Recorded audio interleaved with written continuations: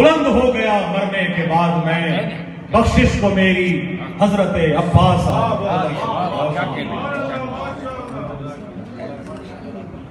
बुलंदर सलवात पढ़िए।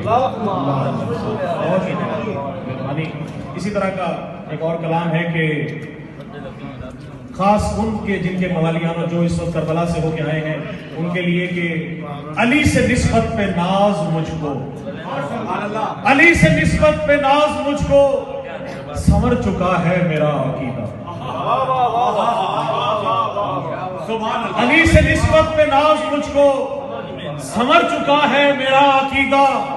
मैं होके आया हूं करबला से, निखर चुका है मेरा अकीदा।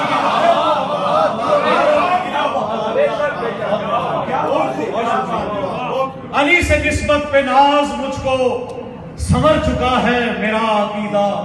मैं होके आया हूं करबला से, निखर चुका है मेरा अकीदा। और जवाब मुनकिर नकीर लेकर मेरी लहद को सजा चुके हैं। जवाब मुनकिर नकीर लेकर मेरी लहद को सजा चुके हैं कि मुझसे पहले मेरी लहद में उतर चुका है मेरा अकीदा। ये मुझसे पहले मेरी लहद में उतर चुका है मेरा अकीदा। क्योंकि मौला अब्बास की शान में ये महफिल सजी है तो उसी अंदाज में मैं चाहूंगा कि मौला अब्बास की शान में एक नया कलाम है, आप दुरूद पढ़िए।